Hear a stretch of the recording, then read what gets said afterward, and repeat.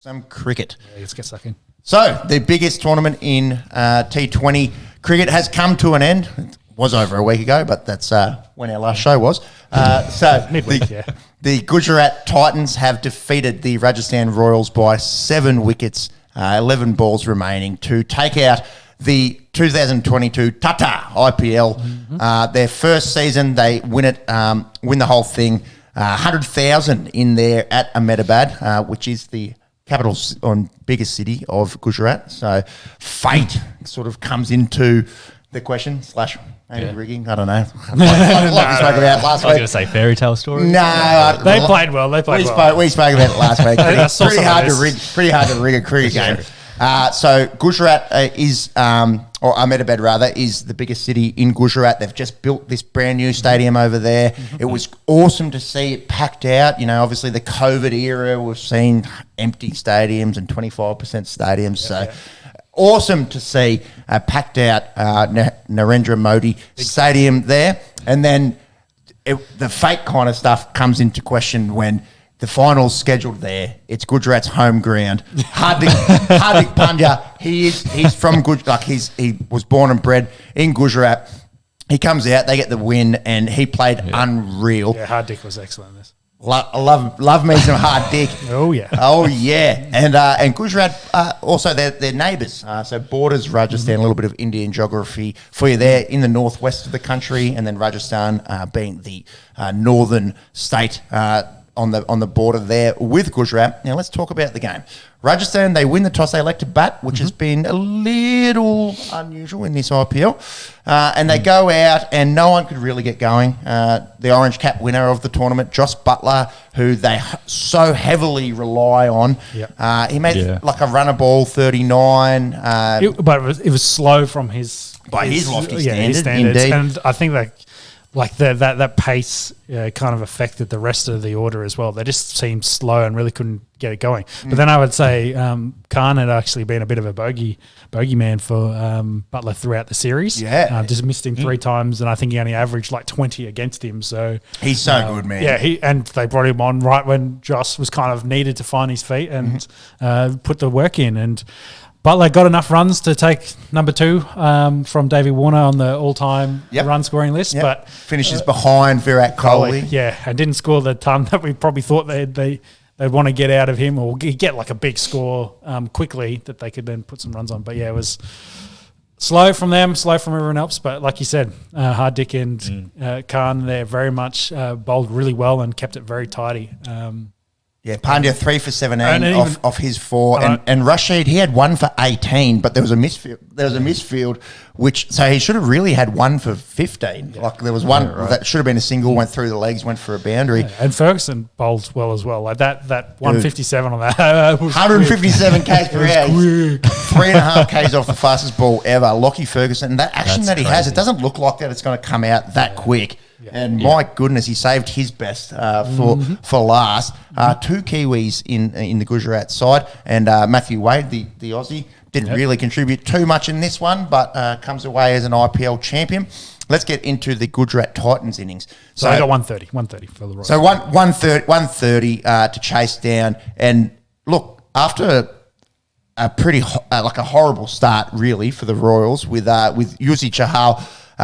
Dropping, it wasn't quite a dolly. He had to sort of get forward on that bat pad and kind of dive forward, but probably should eat that up. That was Shubman Gill on 0. Shubman goes on to score 40 odd runs. This game after 5 overs was in the balance. So Saha goes, he gets clean bowled by Krishna. Wade goes for not much, 2 for 23 after 5 overs. You're thinking, oh geez, maybe they can defend 130.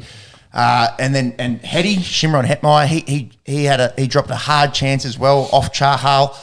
And then Gill just sort of went about it, a run a ball. Pandya come out about a run a ball, and a guy that had an unbelievable tournament in David Miller goes out and scores 32 off 19. Gujarat, they get the job done. They never, after that partnership between Pandya and Gill, never really looked like they'd miss out. And David Miller sealing the deal. Boys, what did we think about the final? What did we think about Gujarat winning it in their first year? Well, it's great for the tournament. It's great to show that the expansion in this case worked. Maybe not for, say, the Mumbai Indians, but it worked for everyone else. It was great to see them there. Great to see crowds back, the atmosphere, and the celebrations after they won as well was great scenes to see. So from all that, I think it was an excellent tournament to see.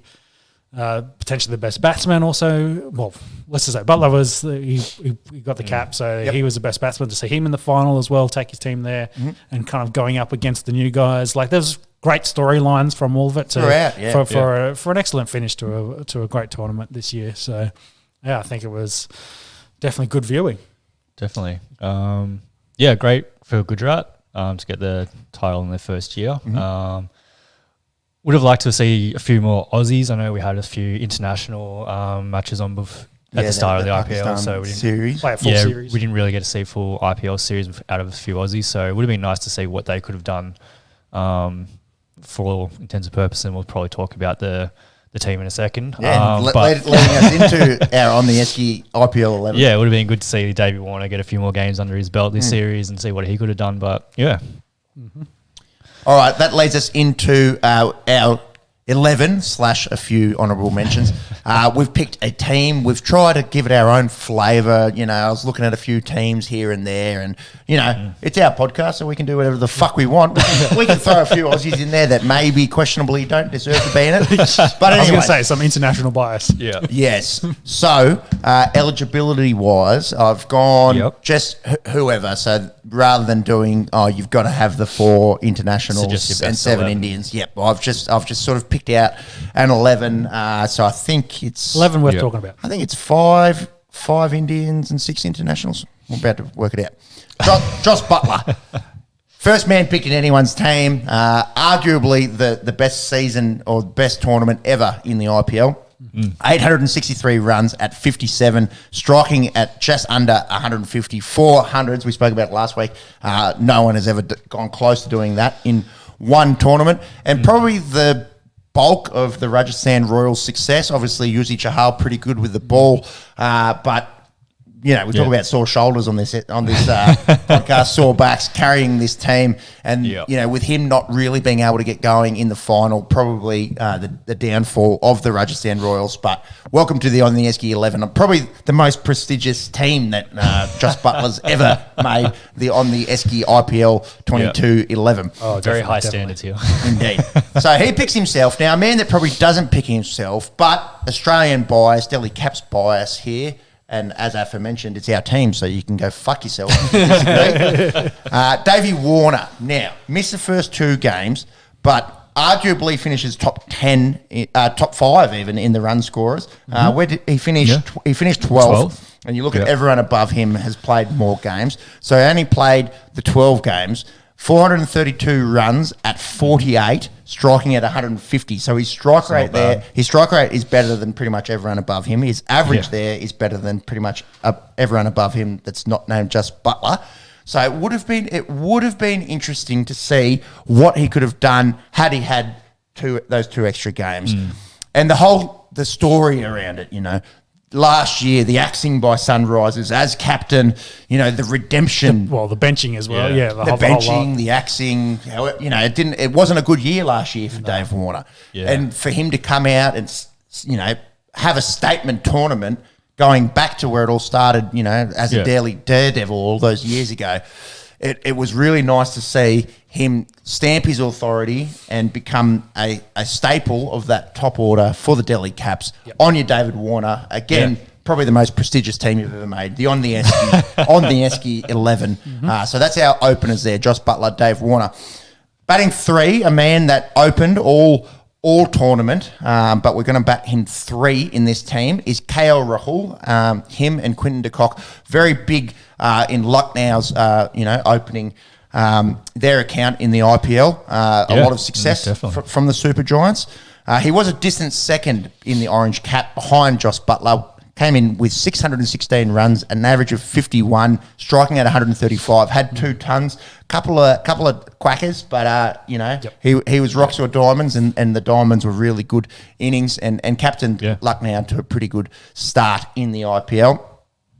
4 here is a little bit of controversy around this one. We were talking about in the group chat this morning. Yeah, there's a bit of back and forth. Yeah, that man that I just mentioned, Quinton de Kock, maybe a little bit stiff to miss out, but I've gone Sandra Sampson here from the Rajasthan Royals as our wicket keeper. Now, here's the justification. We've already picked openers, batting 1, 2, 3. Can you go opener 1, 2, 3, 4? No. Well, look, you probably can, but a man that actually bats T20 maybe. Yeah, a man that bats 3 and 4, Sandra Sampson, had 458 runs at 29, striking at 147, and the big thing from him was consistency. He never, busted out a massive ton. Never scored bulk runs, but he also he'd just go out there and give you your 30 or your 40 that you need out of your 3. We're batting him at 4 here. Only dismissed for single digits twice out of what was it? 16 knocks. 17. 17 knocks. Yep. So only failed really twice. So Sandra Sampson gets the wicket keeping gig. Yeah, I don't think it's too much of a stretch because Ricken's thrown his 11 in there as well in the chat, and they're very similar, and he had Sampson in there too. So I think I've gone through our list and compared his, and there's only 1 or 2 differences. So I think we've done all right considering we've gone maybe a little bit international heavy. A little bit Aussie heavy, perhaps. yeah. Anyways, we'll continue. I think that the next 2 players, they pick themselves in anyone's 11. Hardik Pandya, we've got him here in the middle order. 4th most runs in the tournament for a bloke that doesn't bat top 3 is absolutely mental. 487 runs at 44, striking at 130. 450s. He can also be an option with the ball. Yep. We spoke about him earlier, in the segment about captaining, Gujarat in their opening year from Gujarat and getting the win. He picks himself, and I've given him the skipper in this team. Breakout tournament for maybe not break. Like everyone knew that David Miller was talented. I don't think we knew he was this talented. Punishing in the middle order. Had his best IPL by far to date. 481 runs at nearly 69. Nice. Not out 9 times. So very hard to dismiss. Strikes at 143. Yeah. He gets our number 6 here in the IPL 11. Now, this one was contentious. Very, very difficult to leave Rasheed Khan out of our 11. We have given him the 12th man. We'll speak about it in a second. I think possibly the best true all-rounder in the tournament and our 7 in the IPL 11 is Dre Russ. Andre Russell, Calcutta Knight Riders, 335 runs at 37, strike rate 174, one of the best strikers of the ball in the whole tournament. And then a cheeky 17 wickets at 16, possibly a touch expensive, nearly pushing 10 runs and over. He did have that game where he had 5 for 4, schoolyard kind of figures. He's a character. I also think every team needs a big West Indian character. Whether it's a Dre Russ, whether it's a Heady, whether it's any of the big men with a colour in the hair and a bit of fire. So I've chucked Dre Russ in there to be 7. Let's get into the bowlers. Wanindu Hasaranga, breakout tournament for the Sri Lankan leggy. He had 26 wickets at 16 and a half. Pretty economical. Second in the purple cap. I think him and this man, Yuzi Chahal, they probably picked themselves. Both leg spinners. Yuzvendra Chahal was the purple cap winner with 27 wickets at 19 and a half. Not as economical as Rasheed Khan or as Hasaranga, but you can't leave the purple cap winner out of your team, can you? No. Yuzi Chahal comes into the Esky 11. And then 2 quicks. Kasigo Rabada, first season for Rabada as a Punjab King after, I think, 4 or 5 years it was, at Delhi. Most wickets for a quick in the IPL, 23 at 17.6, reasonably economical. And then possibly a little bit more biased, but it's the same. This one's probably a bit more biased, but yeah. No, it's the same argument. Yeah, from Josh Hazlewood we're talking about. Yeah, he was the best Australian bowler by far. What do you have? 20 wickets, at 18.8, going about 8 runs and over. Again, the same argument that could be made for Warner. Had Hazlewood played a couple of extra games, maybe his name would have been higher on that list. 7th total in wickets. Everyone above him played a lot more games. That's it. I mean, yeah, 7th is better than Warner's 12th. So, yeah, not True. that far of a stretch, I'd say. Indeed. 12th man, we've already mentioned him, Rasheed Khan. Pretty stiff to miss out here. I suppose the logic being we've already got 2 leggies. Rasheed would be the third. We've seen him, years and years in the Big Bash. We know what he can do for the Adelaide Strikers. We know how economical he can be. He can literally turn a game on its head. He was the most economical bowler in the IPL with 15 or more wickets at 6.59 and over. Very stiff to miss out on this team. And then our honourable mentions, 3 guys that can be in the squad. They can ride the pine and jump in as necessary. We mentioned Quinton de Kock earlier. Very unlucky to miss out. Third in the orange cap with 508 runs at 36. Had that massive 140, the third highest score in an individual innings in the IPL history. And then honourable mentions, Rajat Pandya. Had he played more games, would have really gone up high in that orange cap race. He averaged 55 from just 8 games, had a ton. I think he'll get paid handsomely in the next IPL auction. Mm-hmm. And then Umran Malik, we've pipped him by, with Josh Hazlewood, but he did have 22 wickets. Maybe the average and economy rate we could argue for Hazlewood getting into the side, but Umran Malik, probably the best of the Indian quicks. That rounds out our 15-man squad and our IPL 11. So just recapping, the 11 that have made the OTE team: Butler, Warner, Rahul, Sampson wicketkeeper, Hardik Pandya captain, David Miller, Dre Russ, Hasaranga, Yuzi Chahal, Rabada, Hazlewood.